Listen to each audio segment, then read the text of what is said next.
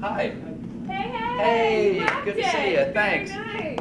Very exciting. Bill, So just tell me how you're feeling. How'd it go? feeling great. I mean, there's nothing like 10,000 people laughing at your jokes. What do you want?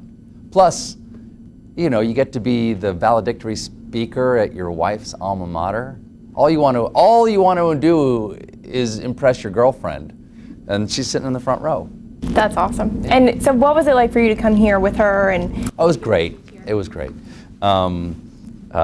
I did actually come up here when I was in high school from Hampton, Sydney, and went to quite a few parties, and evidently met her back then, but neither she nor I remember it. But the guy who eventually introduced us said, "I introduced you 7 years ago at UVA."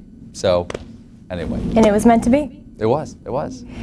So what was it like to speak, like you said, to such a big group of people? You have a smaller studio audience, so what is that like to speak to such a big group? It was great. It was great. I didn't know if they were. I didn't know if they were here for comedy because there were a lot of parents out there, but I knew immediately that they were a live crowd as soon as I did my ear trick. What is it like for you to be up there as you instead of as your character? It's great. I mean, the character clashes against reality. He clangs, you know, there's a sour note sometimes when he clangs against reality. And that's on purpose, because we want a little bit of friction with him and reality. Because he's usually embodying something in reality that we think is questionable. So people should question him. So it's like a vacation to be myself, because I don't have to be this person. Like, my character's, he's not a jerk, he's just, he's well-intentioned and poorly informed and a high-status idiot. And that can make him into sort of a bull in a china shop with other people's ideas and feelings. And as my wife said, "You were raised by nice people, why do you have to be that person on television?" But I just get to be the person hopefully my mom raised here. Mm-hmm. And so when you get to speak as yourself, Yeah. how does it feel so different? I mean, and what are the main differences, do you think, between you and your character?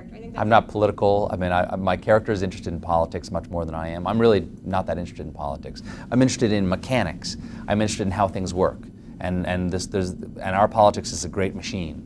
And so doing things like having a super PAC was an attempt to make myself a cog and snap myself into the machine and say, oh, how does it work from the inside? Because a lot of times our politics are in a black box. We know the gears are turning in there, and every so often smoke pours out, but we don't know exactly what's going wrong or what's going right in it. So we try to inject me as the character into the machine. We like to say we throw me in like a pebble. We throw me like a pebble into the puddle of the news, and then report on my own ripples and go, look what happened when you are the story. And as a character, I do that. As myself, I don't have to do any of it. It's so much more relaxing. I can go off. Much more easy for me to go off script as myself than as the character, because the character is, he is a well-dialed construction. And on every night, you worked at my show, and for a while, and you saw that we're dialing in what he says from rehearsal to the show in a very minute way. Right. And so you got to be a little more free today. Yeah. Mm-hmm. Yeah. So what was it like to prepare for this speech? Did your wife help you to prepare? It seems like you were really on point with all of the UVA lingo. I ran a fire. I ran the lingo fire. Though I knew most of it because I've been with her for 20 years. So you've heard the lingo. Yeah.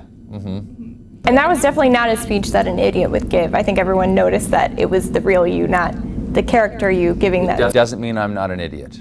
I could just copy and paste things from Wikipedia. There's no way of knowing anymore. But you had all those smart words in there. Thank you. Yes, exactly. Syzygy, heterodox, Benedict Cumberbatch, right. All the SAT words. And you knew your Thomas Jefferson trivia. Sure, I know. No, I love Tommy Jeffs, President TJ. Why do you think he's such an important figure even today?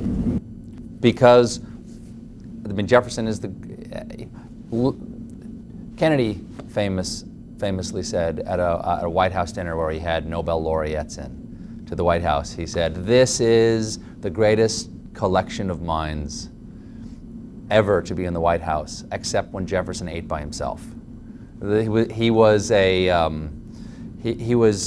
not only someone steeped in tradition, the way I suppose the university is too, but he was an iconoclast. He was interested in changing things as he best saw them. And I think that's what's most exciting about him. He truly was radical.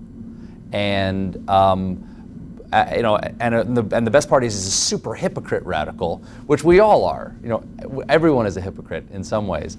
And the fact that he is both worthy of idolatry and yet has feet of clay on certain aspects of his character and not reflecting his beliefs,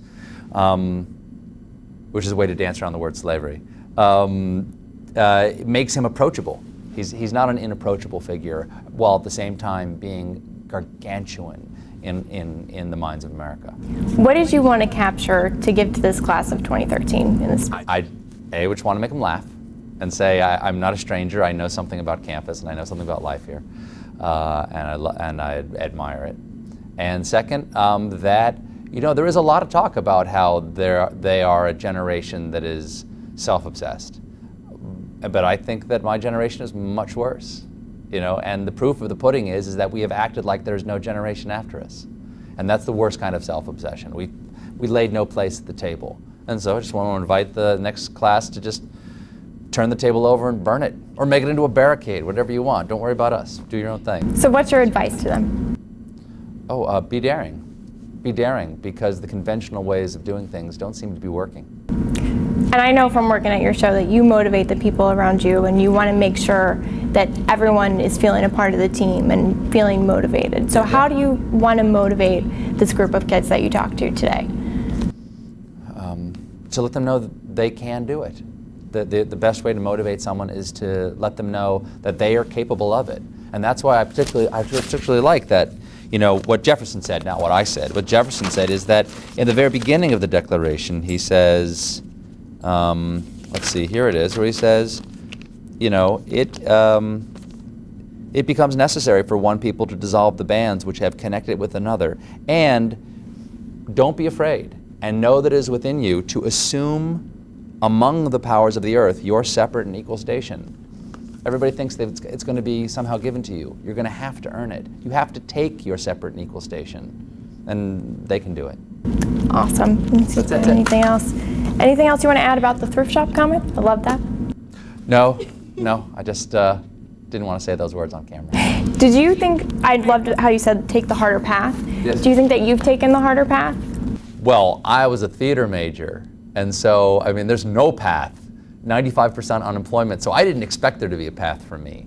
And maybe that's a model for everybody, is that, I remember in 2008 when the world came to an end, it was imploding, the world was imploding in 2008. And I remember I kept my job, but all my best friends in New York who were not in show business all work in the financial industry, and they all lost their jobs. And I said to Evie, I said, who'd have thought I made the safe choice? Because you just don't know what the future's going to bring. So do what you want, and trust that if you do it with your whole heart, there will be a place that you make for yourself. And how do you think you carved your own path? Just like you told those kids today, you sort of created an image for yourself that never existed before. Hard work. It's hard work. And find people who share your values, and then hang on to those people, because they will sustain you when you don't seem to be sustained by the professional world that you want to be part of, and love each other, care for each other. And I was lucky enough to find those people. What do you think your character would have thought of your speech today? I think he would have loved it. Because you were giving it? Yes. He would have said, I don't understand what he's saying, but there's something about that guy. I like the cut of his jib. And did you want to set the record straight about the Lord of the Rings comment that they made about beforehand? Oh yes, that I have an encyclopedic knowledge, as if I don't. All I will say to any of those out there who doubt it is Ella Silla Luminamenti Elevo. All right? Thanks very much. Thank you so much.